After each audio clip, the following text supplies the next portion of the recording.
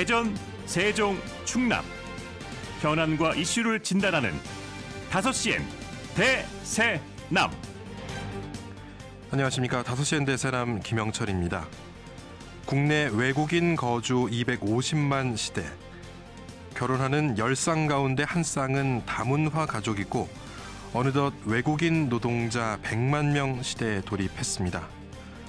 비단 부족한 노동력 문제, 저출생 대책이 아니더라도 다문화 다인종은 이제 우리 사회를 이루는 하나의 모습이 되었습니다. 이제는 중소기업, 음식점, 시골 농가 등에서 외국인 일손 없이 돌아가기가 어려운 실정입니다. 대학도 마찬가지입니다. 외국인 유학생이 없으면 정원을 못 채우는 지방대학도 많아졌습니다. 최근 우리 정부는 제조업 인력 부족 문제를 풀기 위해 외국인들에게 대한 비전문 취업 비자의 취업 가능 업종을 더 늘리겠다고 발표했습니다. 통계청은 2040년이 되면 외국인 인구가 323만 명으로 전체 인구의 6.4%에 이를 것으로 내다봤습니다. 그런데 지금 우리 사회는 어떻습니까? 여러 산업과 교육 현장 그리고 가정에서 문화 차이를 인정하고 서로의 다름을 존중하며 살아가고 있습니까? 다문화는 서로 다른 문화적 배경을 가진 사람들이 한 국가 혹은 한 공동체에 섞여 살아가는 사회를 의미합니다. 그러니까 다른 사람들이 섞여 살아야 한다는 것이고 기존 사회의 문화나 질서에 일방적으로 흡수해 동화시키는 것이 아닙니다. 오늘은 다문화를 존중하고 공존하자고 만들어진 세계인의 날입니다. 다문화 시대의 대한민국, 외국인들과 함께 공존할 수 있는 사회가 되기 위한 방법을 찾아야 할 것입니다. 잠시 후 집중 인터뷰 코너에서는 외국인 근로자의 안정적인 지역 정착을 위해 새롭게 문을 연 충남 외국인 근로자 지원센터 소식을 전합니다. 다민족 다문화 시대가 될 수밖에 없는 시대, 외국인 근로자들이 우리 사회 지역민으로 정착할 수 있기 위해서는 우리 사회가 어떤 방향으로 나아가야 할지 짚어봅니다. 청취자 여러분들의 많은 관심과 청취 부탁드립니다. 오늘 방송은 사전 제작된 녹음 방송입니다. 양해 말씀드리면서 5월 20일 월요일 5시엔 대세남 시작합니다.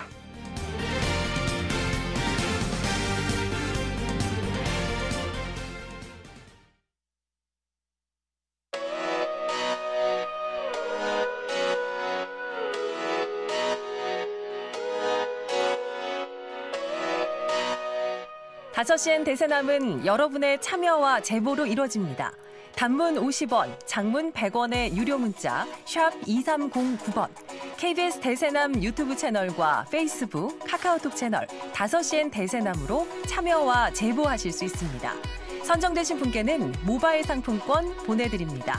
여러분의 뜨거운 관심과 제보 기다리겠습니다.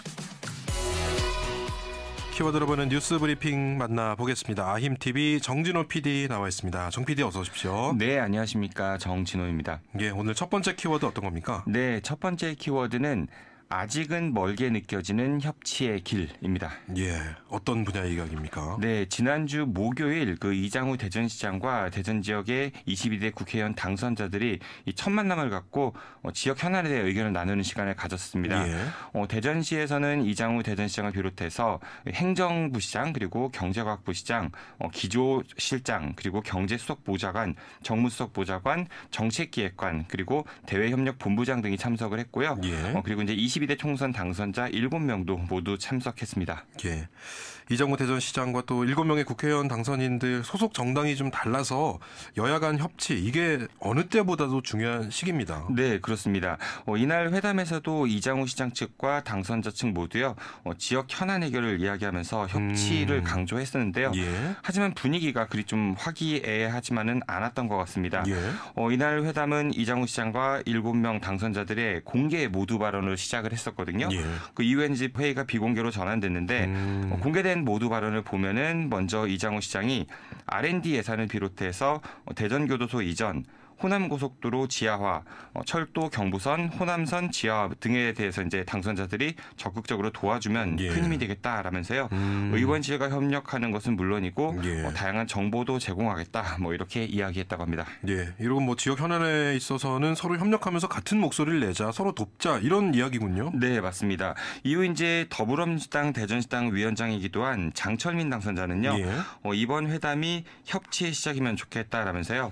혁신도시 공공기관 2차 이전 문제 등 이 대전과 충청의 발전을 위해 노력하자고 했고요. 예. 또 정책 실무 협의체 모임 이거를 정례화하자 이런 제안도 했다고 합니다. 예. 그리고 이제 당선자들 가운데 최다선인 박범계 당선자는요.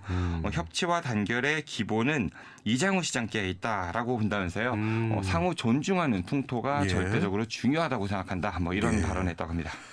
박범계 당선인의 발언에는 좀 뼈가 있어 보입니다. 네, 좀 그렇게 들리기는 하죠. 그리고 이제 이번에 3선 의원이 되는 조승래 당선자는요, 대전시와 국회의원들이 서로 잘하기, 그 경쟁을 하면 좋겠다, 이런 이야기를 했다고 하고요. 예. 초선인 장종태 당선자는 대전의 새로운 성장 동력 발전을 만들어가고 이 서민들의 어려움을 해결하는 그런 만남으로 발전하면 좋겠다라고 했고요. 예. 역시 이제 초선인 3선 대전 중구청장 출신이죠. 예. 이 박용갑 당선자도 이 정당을 떠나서 대전 발전을 위해 함께하자. 현재 겪고 있는 갈등 문제를 대전시가 더 적극적으로 나서서 해결하길 바란다. 이렇게 이야기했다고 합니다. 예. 그리고 또 우리 지역 최초로 여성 당선자 2명이나 나왔고요. 어떤 말씀을 하시던가요? 네, 이 두 여성 당선자는 좀 더 구체적인 사안을 들면서요. 더 뼈 있는 지적을 했다고 하거든요. 예. 대전시의회 의원과 대덕구청장 출신인 박정현 당선자는 이 선거 때 현장에서 지역화폐 복원 이야기를 많이 들었다면서요. 이장우 시장 들어서 사실상 폐지됐던 이 지역화폐에 대해 대전시가 더 적극적으로 나서길 바란다. 이런 이야기를 했다고 하고요. 예. 또 이제 과학자 출신 황정아 당선자도 이 총선 이후에 유성구의 수건 사업과 이 부차별 진행 상황을 대전시에 좀 자료를 요청했는데 지금까지 답이 없다. 이런 예. 지적을 하면서요. 당선자들의 공약이기도 했던 CTX 알파 추진에 대해 대전시가 잘 협력하기를 기대한다. 이런 이야기를 했다고 합니다. 예. 분위기가 그렇게 막 마냥 좋지는 않았겠군요. 네, 이처럼 예. 좀 묘했던 분위기가 반영이 됐는데요. 회의가 끝나고 이장우 시장이 이 당선자들이 지적했던 일부 내용에 대해서 반박하는 그런 이야기를 하기도 했고요. 예. 또 이제 정책 실무 협의체 정례화 이거 이제 제안했다고 했잖아요. 예, 예. 근데 이거를 개별 의원 접촉 강화가 더 효율적이라면서요. 당선자들이 제안했던 그 협의체 정례화 사실상 예. 거부한 듯한 모습을 보이기도 했습니다. 예. 이 첫 만남에 좀 의미를 둘 수는 있겠지만요. 협치의 길은 아직 좀 멀게만 느껴지는 대목이었습니다. 예. 자, 두 번째 키워드 알아보죠. 네, 두 번째 키워드는 장학사 맞이는 약과입니다. 예. 장학사 맞이는 정말 학교 다닐 때 1년 중 힘들었던 날 중 하나로 기억이 나는데요. 어떤 내용입니까? 네, 충청남도가 그 일회성 행사를 위해서 최소 수억 원이 드는 그런 일회성 공사를 벌여서 좀 논란이 되고 있습니다. 예. 이 1시간짜리 기공식 행사를 위해서요. 충청남도가 축구장 그 절반 크기의 면적에 콘크리트를 깔았고요. 예. 또 수천 평 공간에 이 파쇄석을 다지면서 1km에 이르는 차단막까지 설치하는 등의 그런 일회성 공사를 한 다음에 예. 이 행사가 끝나니까 이걸 또 바로 철거했다고 하는데요. 예. 그래서 과도한 이 혈세 낭비 아니냐 이런 지적이 나오고 있습니다. 아니, 어떤 기공식이길래 이렇게 일회성으로 공사를 한 겁니까? 네, 충청남도와 그 충청남도 산하기관인 충남개발공사는요, 지난달 18일에 그 오전 11시부터 12시까지 이 1시간 동안 그 얼마 전 저희 방송에서도 소개해드렸었죠. 예. 이 김태흠 충남도지사의 대표 공약이기도 한 이 충남형 공공임대주택 리브투게더 기공식을 열었었습니다. 예. 이 충남형 도시 리브투게더는요, 이 신혼부부와 청년 등 이 무주택 서민의 주거 안정 그리고 저출생 위기 극복을 위해서 충청남도가 추진하는 분양전환 공공임대주택 사업입니다. 예, 이 사업이 생각이 나고요. 그때 임대료가 또 분양비가 주변의 신축 아파트에 비해서 그렇게 아주 저렴한 거 아니다. 이런 지적을 정 PD께서 해주셨던 기억이 나거든요. 네, 맞습니다. 주변에 신축된 민간 아파트에 비해서도 비싸다 이런 평가도 예, 예. 있었었는데요. 이 한 언론 보도에 따르면은 충청남도가요, 그 지난해 3월 초부터요, 그 약 보름간 그 행사장 바닥에 콘크리트를 깔고 예. 이 가림막을 치는 등의 이제 공사를 했다고 하고요. 이 가로 세로 약 60m 정도의 정사각형 형태의 콘크리트 바닥 공사를 한 겁니다. 예. 그리고 이제 기공식 행사를 위해서 무대 공간의 그 4-5배에 이르는 넓이에 평균 1m 이상의 파쇄석도 깔았다고 합니다. 그러니까 예. 흙먼지가 날리지 않기 위해서 이런 조처를 취한 거죠. 그리고 이제 입구에서 무대까지 또 임시로 설치된 주차장에서 이제 무대까지요. 이 철제 파이프로 연결해서 2단으로 약 1.5m 높이의 분리막도 설치했었다고 합니다. 예. 아니 이거 얼핏 지금 이 말씀만 들어도 이게 꽤 큰 규모의 공사인 것 같은데요? 네, 기공식 준비를 위한 사전 공사비에 5억 원 정도 쓰였다 이런 이야기도 나오거든요. 예.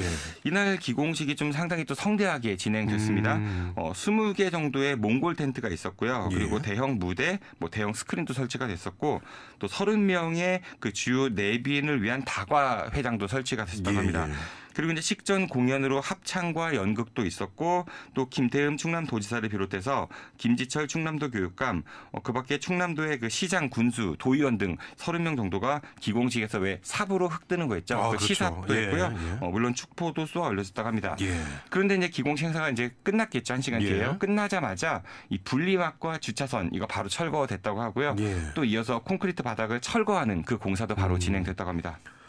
아니 1시간짜리 이런 행사를 위해서 수억 원을 썼고 그리고 나서 바로 철거가 됐고 이런 일회성 공사 꼭 할 필요가 있었던 겁니까? 좀 의문이죠. 근데 좀 나중에 나오는 이야기를 들어보니까요. 이날 기공식에 윤석열 대통령이 참석할 예정이라서 이렇게 과도한 공사가 이루어졌던 거 아니냐 뭐 이런 이야기가 좀 나오고 있습니다.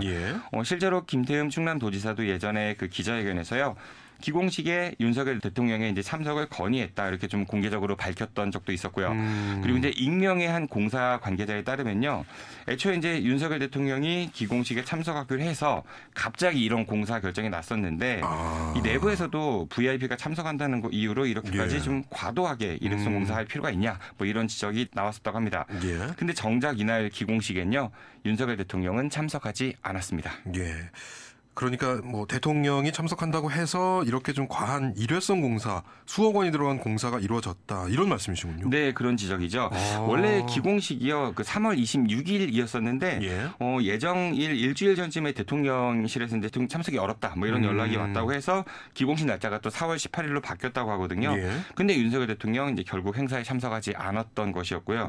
이 문제가 불거지니까 이 충청남도는 준비 과정과 소요 비용은 이 충남도시개발공사 와 시공사가 협의해서 한 거다라면서 좀 책임을 떠넘기는 듯한 모습을 보였다고 하고요.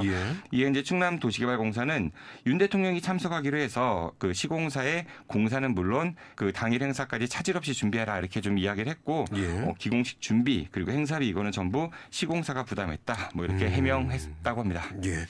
정말 이건 과잉 의전이 아닐까 싶은 생각이 들어서 좀 많이 씁쓸합니다. 네, 과잉 의전에다가 또 이제 문제가 불거지니까 그 책임 전가하는 모습도 그러니까요. 사실은 썩 보기 좋지는 않거든요. 아나운서께서 또 초반부에 웃으셨지만은 저희 어렸을 때 학교에서 장학사 시찰 온다고 하면은 청소하고 그렇죠. 학교 선생님들이 저는 어렸을 때인데 마루 바닥이었습니다. 학교가 그래서 뭐 촌농이나 왁스로요, 뭐 광내고 이런 거 흔하게 있었었거든요. 그것도 과잉 의전이라고 볼 수 있는데요. 이번 사안 놓고 보면은 그거는 약과가 아닌가 싶습니다. 요즘도 이런 일이 있다는 게 정말 믿기가 어렵습니다. 오늘 소식 여기까지 듣겠습니다. 키워드로 보는 뉴스 브리핑 아힘TV 정진호 PD였습니다. 고맙습니다. 고맙습니다.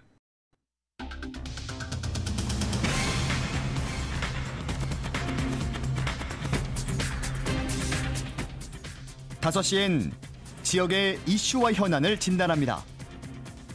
5시엔 대전, 세종, 충남 지역민의 목소리를 듣습니다. 5시엔 시사라디오, 5시엔 대세남이 있습니다. 집중 인터뷰 이어집니다. 전국의 외국인 근로자 지원센터가 정부 예산 삭감으로 폐쇄될 처지라는 소식 저희가 지난 2023년 10월에 전해드렸습니다.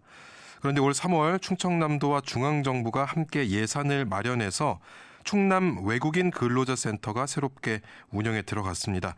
어떤 일이 있었던 것인지 충남 외국인 근로자 지원센터 신범수 센터장과 지난 인터뷰 이후에 외국인 노동자 지원센터 상황에 대해 말씀 나누어 보도록 하겠습니다. 신범수 센터장님 나와 계시죠? 네, 안녕하십니까. 신범수입니다. 지난해 센터장님과 정부 예산 삭감으로 외국인 노동자 지원센터 폐쇄 위기에 놓였다 이런 인터뷰를 진행을 했었는데 충남 지역에 충남 외국인 근로자 지원센터가 문을 열었고 또 운영을 하고 있다는 소식이 들려왔습니다. 이게 어떻게 된 일입니까?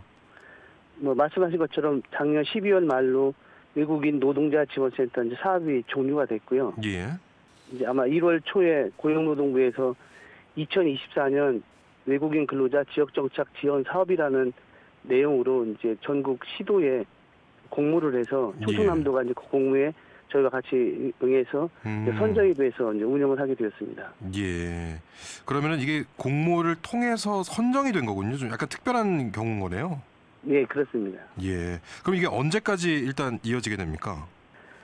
올해 이제 해서 고용노동부에서는 매년 2억씩 3년간만 지원하는 걸로 되어 있습니다. 예. 2026년 12월 말까지로 되어 있고, 뭐 그 이후에는 아마 이제 지방정부에서 자체적으로 이제 예산을 전액 부담해서 운영해야 되는 상황입니다. 예. 그럼 이제 정부에서 고용노동부에서 2억씩 3년을 지원해 주면 국비 지원이 그럼 3년이면 끝나게 되는 경우이고 좀 한시적인 좀 미봉책에 그치지 않을까 이런 걱정도 되는데요. 그 이후에는 어떻게 되는 겁니까? 그럼 아직 알 수 없는 겁니까? 선정하는 과정에서 예. 이제 3년 이후에는 지방정부에서 예산을 감당할 수 있는지에 대한 문의가 있었고요. 아마 예. 그런 경우에 한해서 이제 선정하는데 심사 기준이 중요한 심사 기준이었던 것 같습니다. 예, 일단 그럼 충청남도가 3년 이후에도 지원을 할 수 있다라는 전제가 어느 정도 깔려 있다고 봐야겠네요. 네, 그렇습니다. 예. 자, 이제 뭐 외국인 근로자들 입장에서는 다시 의지할 곳을 찾게 됐기 때문에 좀 다행이다 이런 생각이 드는데 그동안 외국인 노동자 지원센터에서 진행했던 그런 프로그램들도 있지 않습니까?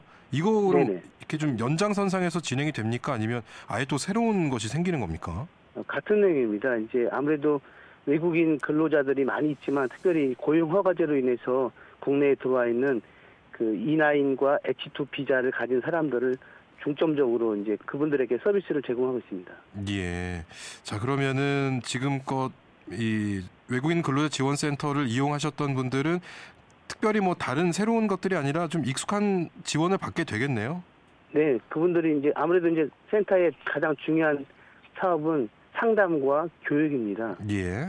그래서 이제 뭐 체불임금이라든지 또 비자를 변경한다든지 또 일상생활 속에서 이제 불편함이나 또 뭐 회사에서 또 불이익을 받거나 또 어려운 상황이 있을 때 또 다쳤을 때 이제 외국인 근로자들이 언어도 안 되지만 이게 문서 작성하는 게 어려우니까 그런 부분들 이제 저희 센터에 와서 도움을 받고 그다음에 이제 한국어를 비롯한 정보화 교육이라든지 뭐 산업안전 교육 뭐 이런 범죄 예방 교육 이런 것들을 이제 저희 센터가 담당을 하고 있어서 전과 동일한 사업을 하고 있습니다. 아, 그럼 운영 시간도 뭐 전과 동일한 상황입니까? 예, 그렇습니다. 이제 아무래도 근로자들이 일요일 날 쉬니까 일요일부터 목요일까지 근무를 하고 저희들은 이제 금요일과 토요일 날 휴무를 하고 있습니다. 예. 그럼 그동안 지금 이제 3월에 문을 다시 연 걸로 알려졌는데 지금까지 뭐 한 달, 2달 정도 다 되어 갑니다. 몇 건이나 좀 상담을 그동안 하셨습니까? 상담은 뭐 어제까지 제가 좀 통계를 뽑아봤는데 한 1202건 정도가 되고요. 한국어 교육은 724건 정도. 한국어는 이제 일요일마다 하니까 4월 마지막 주부터 해서 지금 3주 정도 진행이 됐습니다. 자, 그런데 또 고용노동부가 예산 지원을 중단해서 실제로 지난해 12월 말에 충남 지역의 천안 외국인 노동자 지원센터 또 문을 닫았거든요. 그럼 이번에는 충남 외국인 근로자 지원센터에서 좀 도움을 주고 계신다고 들었습니다. 어떻습니까? 네, 그러니까 그 센터는 없어지고 이제 고용노동부에서 이제 지방정부에 공모를 통해서 이제 선정된 곳 중에 하나이기 때문에 동일한 사업을 하고 있고 센터 이름이 이제 충남 예산이 들어오니까 명칭이 앞에 이제 충남이 됐고 노동자를 근로자로 바꿔서 같은 장소에서 같은 사업을 하고 있는데 명칭이 이렇게 바뀌게 된 겁니다. 충남 외국인 근로자 지원센터입니다. 그러니까 이게 이 명칭이 바뀌면서 뭔가 새로운 것이고 다른 기관이라고 생각할 수도 있지만 사실상 지금 같은 일을 하고 계시고 그렇습니다. 그렇다면은 지금 그곳에서 근무하고 계시는 분들은 뭐 그동안 어떤 좀 변화가 좀 있었습니까? 아무래도 이제 예산이 줄다 보니까 13명이 근무를 했었는데 지금 현재는 6명입니다. 그리고 이제 상담원도 이제 6명에서 지금 2명밖에 안 돼 있고요. 그래서 아무래도 이제 그 언어가 안 되는 나라들이 있기 때문에 그래서 저희들이 주 15시간 이내로 일할 수 있는 일일 통역 상담원들을 국가별로 해서 가능한 많은 근로자들이 왔을 때 불편함이 없도록 노력을 하고 있습니다. 자, 이렇게라도 공모 사업을 통해서 다시 문을 열게 됐는데 센터장님 입장에서는 지금 뭐 근로하시는 분들도 노동자들도 좀 줄었고 여러 부분에서 좀 아쉬운 부분은 있으실 것 같은데요. 어떠십니까? 많이 아쉽죠. 아무래도 어떤 일 같은 거 하기도 불편하고 또 이제 상담원들이 상주하는 직원들이 아니다 보니까 예. 뭐 연계를 한다든지 또 아무래도 이제 빈 시간들이 있을 때 전화가 오면 그분들도 한국어가 잘 안 돼 있고 저희들도 그 나라 언어가 안 되니까 조금씩 좀 소통해서 상담원이 무슨 요일 몇 시에 온다라고 이제 설명을 해서 예, 그때 예. 다시 전화하도록 부탁을 하는 입장입니다. 아, 그 지금 충청남도 지역에는 외국인 근로자들이 지금 계속 늘고 있는 추세입니까? 아니면 뭐 유지나 좀 줄고 있는 추세입니까? 많이 늘고 있습니다. 이게 이제 보통 예년에는 뭐 한 5만 명 내외로 이제 매년 근로자들이 한국에 입국했었는데 예. 코로나 때는 이제 입국할 수 없고 나가기도 어려우니까 비자를 1년 동안 연장을 해줬던 상황이고요. 예. 작년 같은 경우에는 이제 원래 계획이 11만 플러스 알파였는데 연말에 한 12만 명이 들어왔고요. 올해는 예상하는 게 16만 5천 명입니다. 아. 근로자들 많이 있고 예.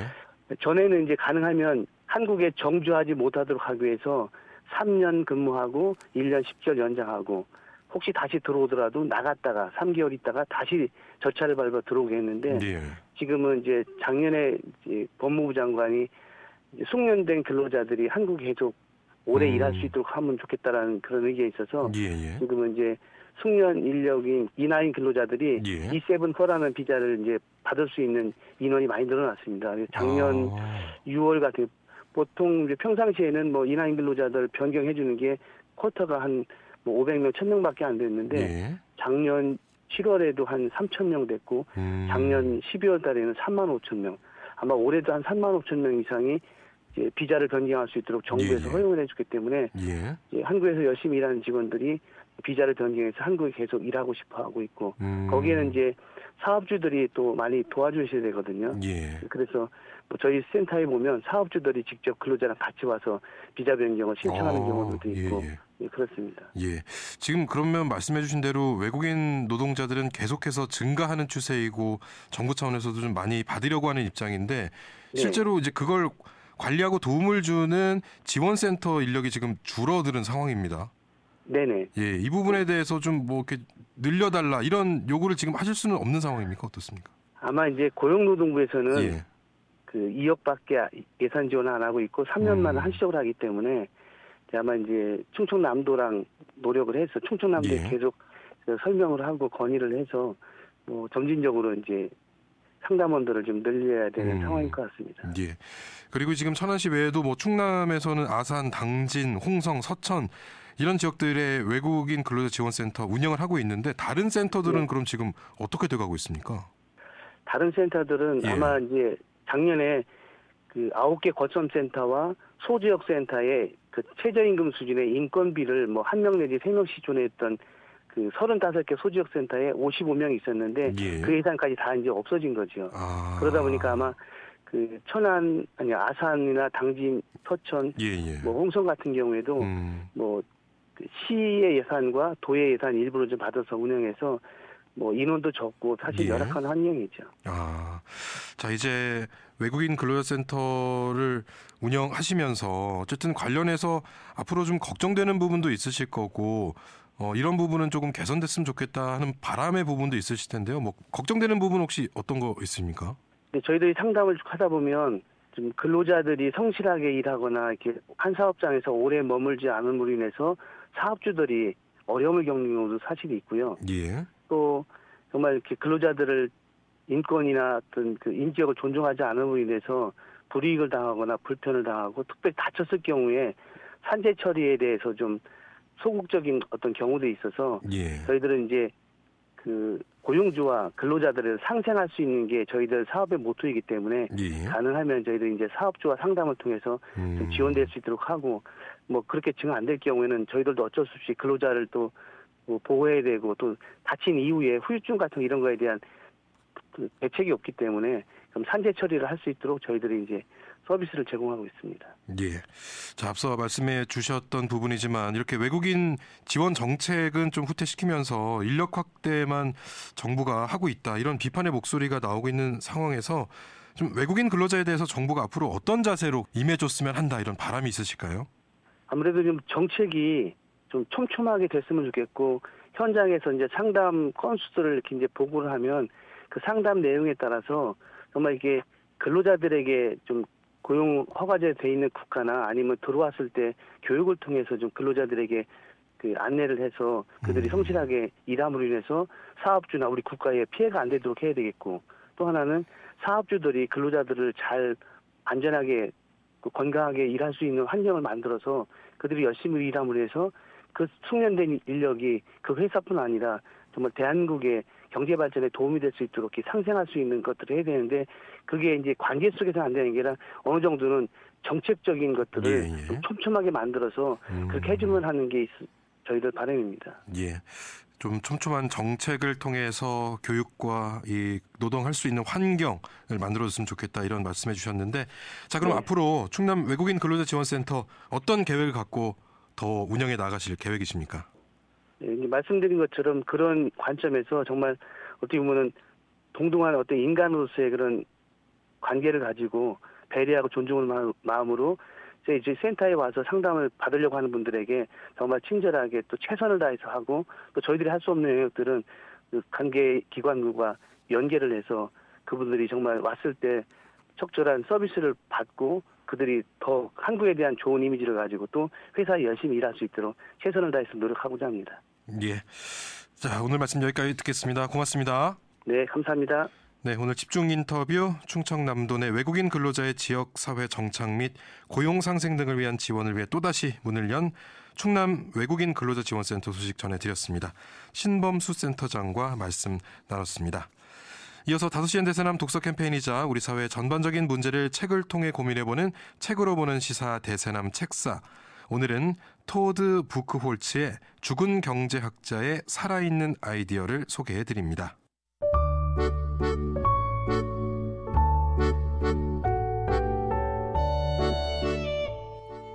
사회 이슈와 현안을 한 권의 책으로 말합니다. 희망의 책과 함께하는 책으로 보는 시사. 대세남 책사.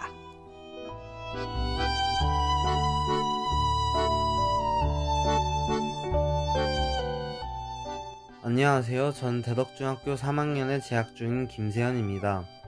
오늘 제가 소개해드리고 싶은 책은 죽은 경제학자의 살아있는 아이디어라는 책입니다.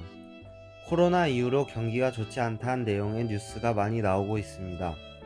하지만 경기가 왜 어떻게 나쁜 것인지 경제학을 접해보지 않았다면 이해하기 어렵습니다. 저도 처음에 경제에 관한 신문을 보았을 때 무슨 말인지 도통 이해가 되지 않았습니다. 현대 자본주의 시대에는 경제학이 매우 중요한 학문으로 떠오르고 있습니다. 경제학을 모르면 사기를 당하거나 비합리적 선택을 하기 굉장히 쉬운 시대가 되었습니다. 하지만 경제학을 따로 배우기에는 시간과 돈이 많이 들어 매우 어렵습니다. 그런데 시간과 돈을 많이 투자하지 않고도 경제학이 무엇인지 알 수 있는 좋은 책이 있습니다. 경제학의 중요한 인물과 이론을 흥미롭게 소개하는 이 책이 바로 토드 부크홀츠가 쓴 죽은 경제학자의 살아있는 아이디어입니다. 죽은 경제학자의 살아있는 아이디어는 11명의 경제학자와 그 경제학자들의 이론을 설명합니다. 이 책에는 애덤 스미스와 케인스를 비롯하여 경제학에서 중요한 위상을 가지는 경제학의 거물들을 소개합니다. 책은 이러한 경제학자들이 만든 세상을 움직이는 아이디어들을 소개합니다. 경제학에는 정말 다양한 이론들이 있습니다. 이러한 이론들은 하나같이 복잡하고 이해하기 어렵습니다. 죽은 경제학자의 살아있는 아이디어는 이러한 어려운 이론들을 흥미롭고 이해하기 쉽게 풀어줍니다.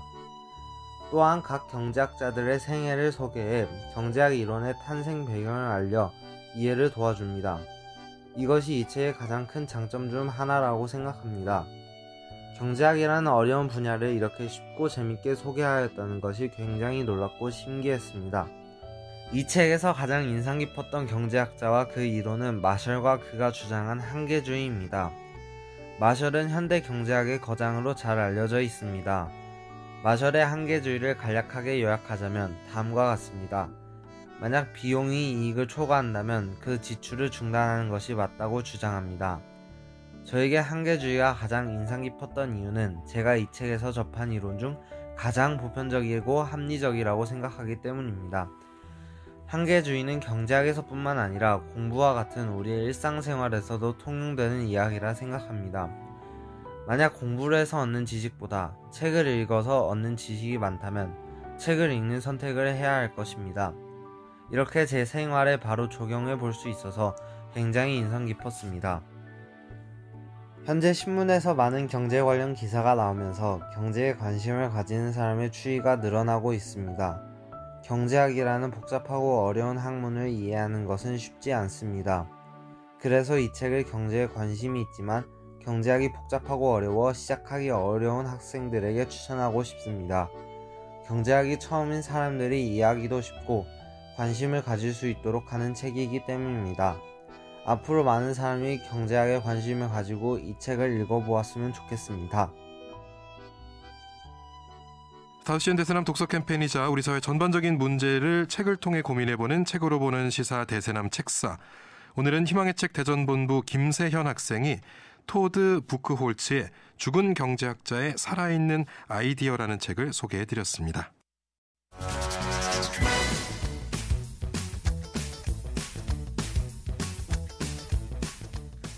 취재신문 기자들의 날카로운 시선으로 지역의 이슈를 진단해보는 방송을 탄 기자단, 이른바 방탄기자단 시간입니다.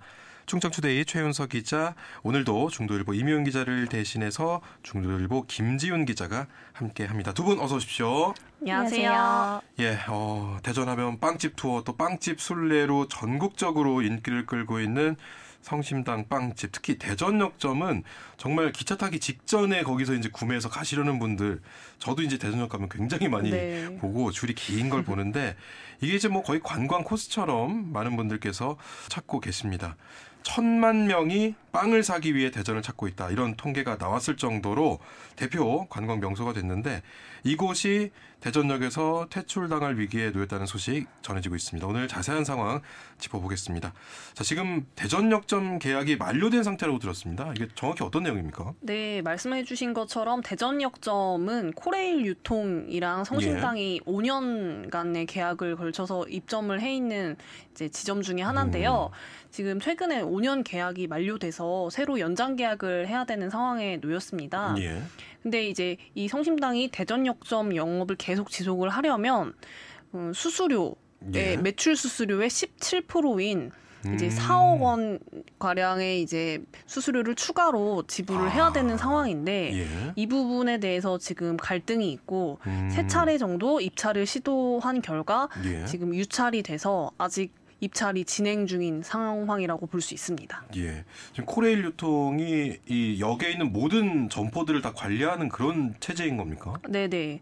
코레일 유통이 이제 지금 전국에 이제 기차역들이 있지 않습니까? 거기에 이제 상업시설이나 아니면 이제 광고 매체 등을 이제 운용을 해서 이제 수익을 얻고 있는데요.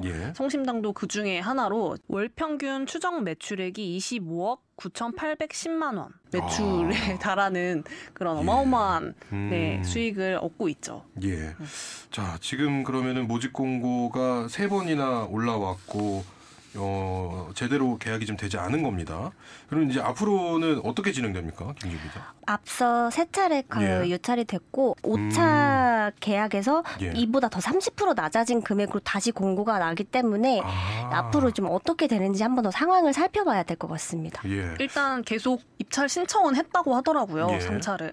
그래서 4차까지도 확인해 본 결과 신청을 했고요. 아직 그 결과는 나오지 않았지만 현재 분위기로 봤을 때는 입찰 조건에 미달되는 그 가격으로 신청을 했을 가능성이 큽니다. 예. 그러니까 지금 일단 그 자리를 원하고 있는 것은 성심당뿐인 것이고 단독 입찰인데 계속 이제 낮은 가격을 쓰고 있기 때문에 유찰이 되고 있는 거잖아요. 그쵸. 자, 그럼 이 간격을 어떻게 좁힐 수 있을지. 근데 지금 이 금액 차이가 사실 지금 내고 있는 것과 좀 큰 차이가 있기는 해요. 어느 정도 차이가 나는 거죠, 지금? 원래는 1억 정도의 수수료를 받았다고 합니다. 근데 사실 이게 감사 때 계속 코레일 유통이 지적을 받았대요. 다른 매장들은 17% 수수료를 받고 있는데 지금까지도 왜 성심당만 매출에 비해 5% 수준만 받냐. 이거는 어떻게 보면 형평성에 어긋나고 특혜다. 이런 지적을 계속 받았고요. 성심당뿐만 아니라 다른 지역의 이제 유명 업체들한테도 이런 특혜 시비가 엉망이 있었기 때문에 이번에는 좀 강경한 대응을 하는 걸로 보입니다. 예, 그러니까 이게 임대료라는 게 있는 것이고 네. 거기에 따른 판매 수수료를 그렇죠. 코레일 유통이 가져가는데 네. 그게 지금까지는 5% 정도 네, 선이었다. 네. 근데 이걸 17%로 올려달라. 네. 그게 이제 모두에게 적용되는 것인데 이제 특혜를 줬다는 이야기가 나올 수밖에 없는 상황이고 네. 그럼 다른 지역에도 이런 비슷한 사례가 있다고 하셨는데 어떤 사례입니까? 부산에서도 예. 비슷한 사례가 있었는데 2017년 코레일 유통이 삼진어묵 부산역점의 높은 매출을 기반에 월 임대료 3억 원을 제시한 예. 바 있었는데 삼진어묵은 이 높은 가격에 결국 가게를 철수하게 됐고 예. 당시 코레일 유통 측은 삼진어묵의 월 임대료를 2억 원까지 깎아주겠다고 했으나 그러한 사항이 들통이 나면서 예. 경찰 조사까지 됐고 결국에는 그 가게로 다시 들어가지 않게 됐습니다. 예. 자, 그러면은 지금 성심당이 쓰고 있는 그 정도의 매장 규모가 보통 다 어쨌든 지역마다 다를 거잖아요. 근데 비슷한 규모로 보면 어떻습니까? 지역마다 네. 다르고요. 네. 일단 제일 큰 건 그 매장의 매출이에요. 매출에 따라 수수료가 예. 천지 차이기 때문에 지금 뭐 다른 역사를 좀 말씀드리면 오송역을 예. 기준으로 봤을 때 이제 74평 정도의 이제 매대 하나가 예. 월 수수료 1,000만 원을 넘지 않는다고 합니다. 지금 그럼 이 대전역의 성심당 공간과 비슷한 크기가 이 정도라는 거죠? 그렇죠. 그거랑 비교하면 사실 성심당은 30배가 넘는 수준인데 예. 이거는 성심당 매출이 그만큼 많아서 생기는 일이어가지고 그러니까요. 사실 누구의 잘못이라고 보기도 예. 조금 애매해요. 이거 덜 내려고 매출을 낮출 수는 없는 그렇죠. 노릇 아닙니까? 네. 네. 자, 이번에 뭐 어쨌든 이 임대료 인상과 또 수수료 갈등 부분에 대해서 어떻게 이야기가 앞으로 오고 갈지 좀 더 지켜봐야 될 것 같고. 근데 이제 많은 관광객들이 특히 네. 저도 이제 대전이라고 하면은 예전에는 엑스포 얘기를 저한테 많이 하셨는데 이제는 빵집 저한테 빵 좀 구해달라고 해요. 이게 대전에서만 살 수 있으니까 그만큼 지역 경제 활성화에 좀 도움이 된다 이런 이야기도 있는데 이 부분에 대해서도 좀 꾸준히 고민을 해봐야 될 것 같습니다. 어떻게 보십니까? 대전이 어쨌든 환승 지역으로 많이 유명하다 예. 보니까 대전역을 자주 이용하는 저로서도 그 관광객 중에 절반 이상은 성심당 빵 봉투를 예. 타고 있다고 해도 과언이 아니었거든요. 예.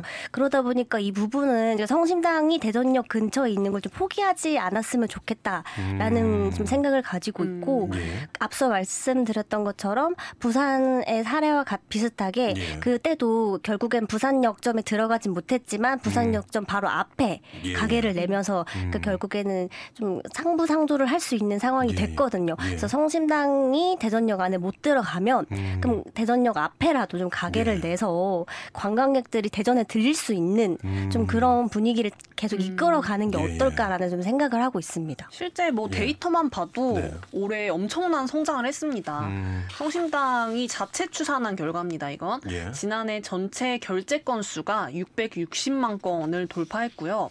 방문객은 1,000만 명에 달한다고 합니다. 예. 이건 전 국민의 5분의 1 가량의 수준이고요. 예. 엄청나죠. 예. 그리고 지난해 연매출은 1,200억 원을 넘어섰습니다.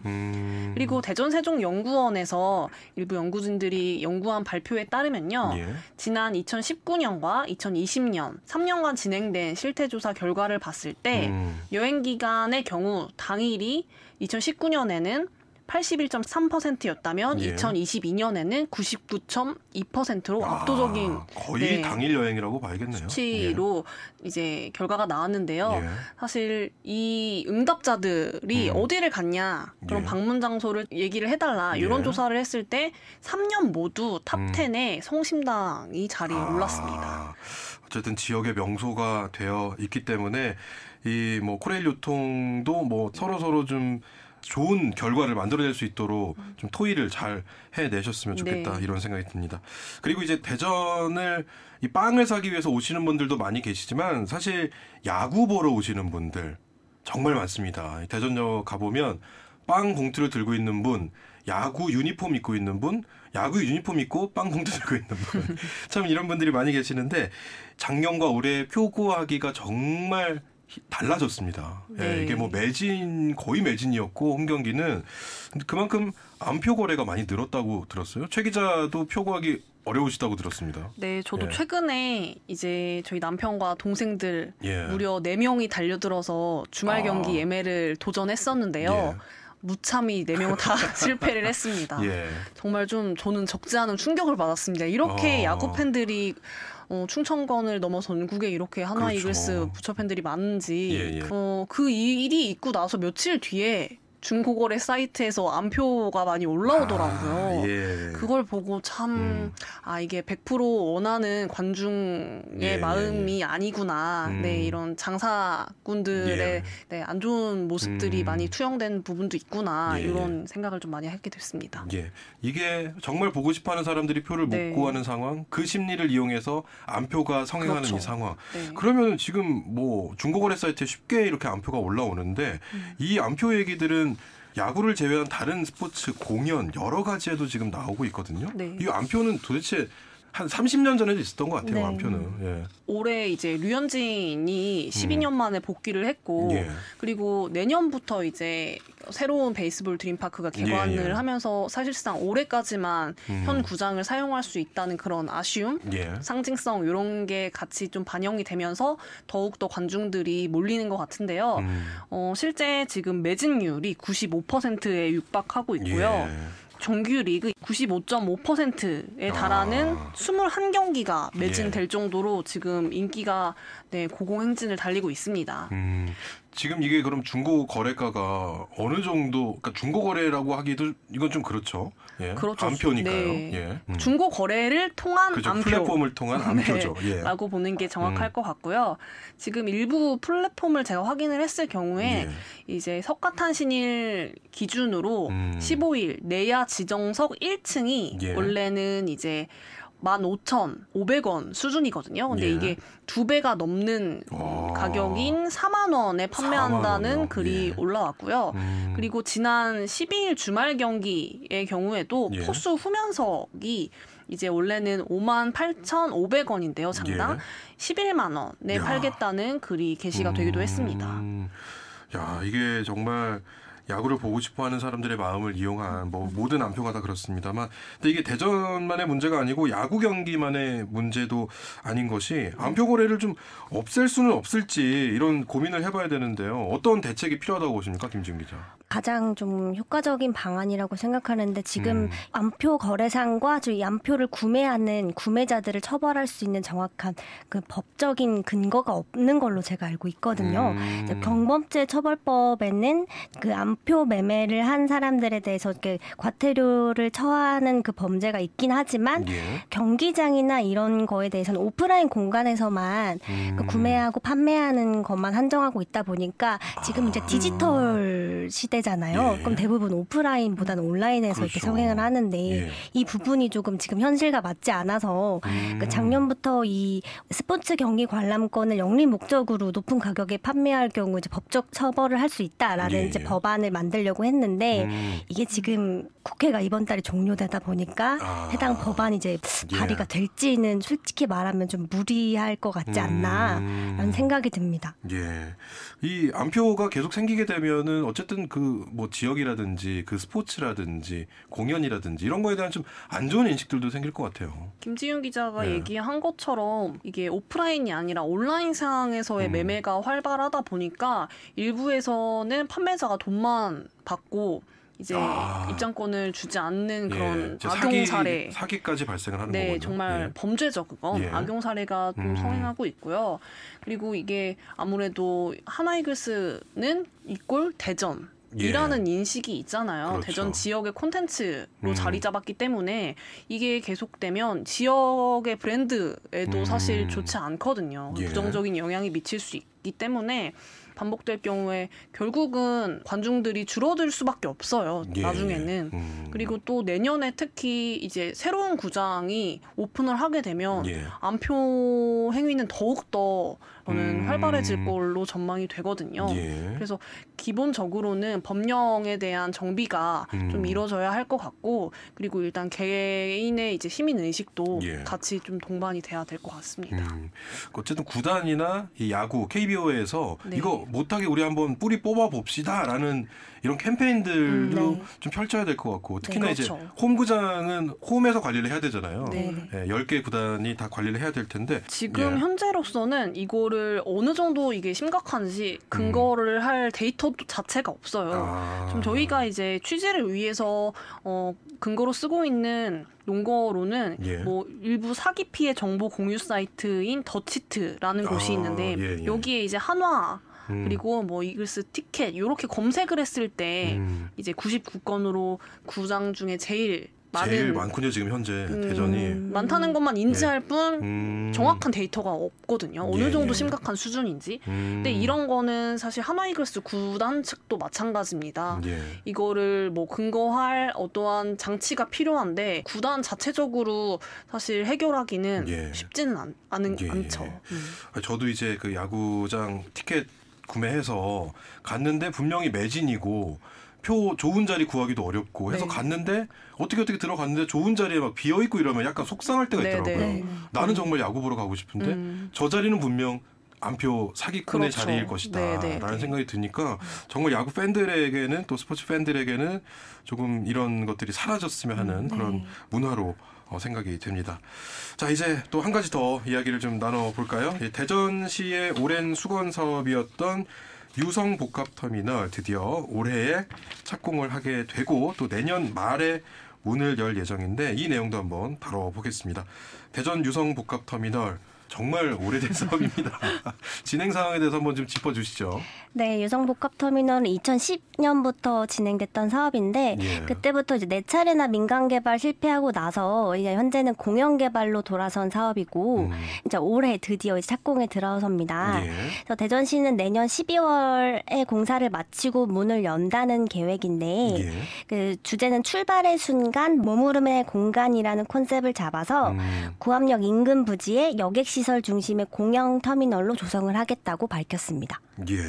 올해 11월까지 일단 대전시는 실시 설계를 마무리하겠다는 입장이고요. 이제 내년 12월 공사를 완료해서 이제 바로 오픈을 하겠다는 건데요. 좀 이건 계획이죠. 사실 계획은 계획일 뿐 또 어떤 변수가 생길지 모르는 거잖아요. 문제는 역시 재정입니다. 네, 지금 전체 사업비가 3,455억 원이 필요한데요. 이 중에서 이제 터미널에 필요한 건립 비용을 이제 전액 시비로 투입을 하겠다는 계획인데요. 이게 465억 원 정도 됩니다. 근데 이제 문제는 올해 이제 반영된 예산이 있을 것 아닙니까? 이제 기본 실시 설계비 8억 9천만 원 정도만 반영이 됐고요. 나머지 토지 비용이나 뭐 건축비를 포함한 이제 나머지 456억 원은 이제 대전시가 추가로 확보해야 하는 재정입니다. 자, 그러면은 일단 465억 원이 당장 투입돼야 되는 것인데 그 중에 456억 원 가량이 지금 부족한 상황. 거기에다 이제 나머지 3천억 원 가까운 이제 비용은 민자 유치를 하겠다고 공언을 했죠. 근데 이제 현재까지 아무 투자 계획이 없고요. 공공기관을 또 유치하겠다는 관련 계획도 발표를 했지만 이것도 구체적으로 유치한다는 소식은 아직까지 전해진 건 없습니다. 그럼 내년 말에 운영이 된다. 이런 것은 어떻게 보면 정말 말 그대로 좀 계획이 그런 상황이고 실제로 어떻게 될지는 아직도 잘 모르는 상황이네요. 그럼 대전시에서는 어떤 입장을 내놓고 있습니까? 일단 대전시는 올해 공사 발주 필요한 20억 원을 그 추경을 통해서 확보했다고 했는데 근데 이게 20억 원이 그 실시 설계에 필요한 돈이지 나머지 그 456억에서 436억은 어떻게 좀 확보할지에 대해서 정확히 계획을 밝히지 않았고 그리고 나머지 3천억 원에 대해서도 정확히 어떻게 확보를 할지에 대해서 정확히 계획이 나오지 않아서 앞으로 어떻게 진행이 될지는 아직 안개 속에 있지 않나라고 판단이 나오는 게 맞다고 생각이 듭니다. 아니 그러면 이제 올해 착공합니다라고 말하기에도 약간 좀 샴페인을 일찍 터뜨리는 거 아니냐 하는 그런 좀 우려의 생각이 드는데, 그러면은 이제 유성복합 터미널은 뭐 저희 코너에서도 참 여러 번 다뤘고 대전에 있는 모든 언론사에서 많이 다뤘던 그런 이야기일 텐데, 대전의 좀 수건 사업이기도 하고요. 그러면은 두 분께서는 앞으로 이게 그러면 어떻게 좀 진행이 되어서 어떤 방향으로 갔으면 좋겠다라는 생각을 가지고 계신지 끝으로 한 말씀씩 우리 김지훈 기자부터 한번. 사실 올해 대전시가 진행하고 있는 시비로 진행하고 있는 사업이 꽤 많아요. 근데 이제 재정적인 부분에서 대전시가 좀 많이 어려움을 겪고 있기 때문에 이 시비뿐만 아니라 지금 민간 유치도 어려운데 정확히 어떻게 할지에 대해서 계획을 로드맵을 정확히 좀 발표를 해줘야 이 14년이나 된 사업에 대해서 불안감을 느끼고 있는 시민들의 불안감을 조금이라 좀 해소해줬으면 좋겠다, 이런 마음을 가지고 있습니다. 그리고 저는 뭐 충분히 공감하고요. 일단은 시민들에 대한 피로감 그리고 불안감 해소는 당연하고 일단 너무 긍정적인 청사진만 제시하기보다는 차선책 그리고 뭐 그게 안 됐을 때 그 이후에 대응할 부분들은 어떤 게 있을지 좀 더 투명하고 현실적인 계획이 나왔으면 하는 바람이 있습니다. 지금까지 너무 약간 긍정적인 시각에서만 발표가 됐기 때문에 희망 고문을 많이 해왔잖아요, 우리 시민들이. 그래서 지금 현재 재정 상태는 어떻고 지금 현재 어떤 부분이 어려운 상황이고 그런 부분을 좀 더 확실하고 솔직하게 가감없이 발표해주는 부분도 중요하다고 봅니다. 자, 오늘은 여기까지 내용 들어보겠습니다. 그리고 김지훈 기자는 이제 2주간 저희와 함께 해주셨는데 감사의 말씀 드리고요. 다음에 또 혹시 기회가 되면 저희가 모시도록 하겠습니다. 자, 오늘도 여기까지 듣겠습니다. 두 분 고맙습니다. 감사합니다. 네, 오늘 방탄기자단 대전의 대표 관광 명소로 꼽히는 대전 역산의 성심당 빵집의 임대료 인상 등 갈등 상황, 그리고 야구 경기 안표 문제, 또 유성 복합터미널 건립 진행 상황 등을 짚어봤습니다. 충청투데이 최윤석 기자, 중도일보 김지훈 기자와 함께했습니다. 자, 5시엔 대세남 오늘 끝곡 박재범의 가나다라 준비했습니다. 이 노래 전해드리면서 저는 내일 다시 인사드리겠습니다. 지금까지 김영철이었습니다.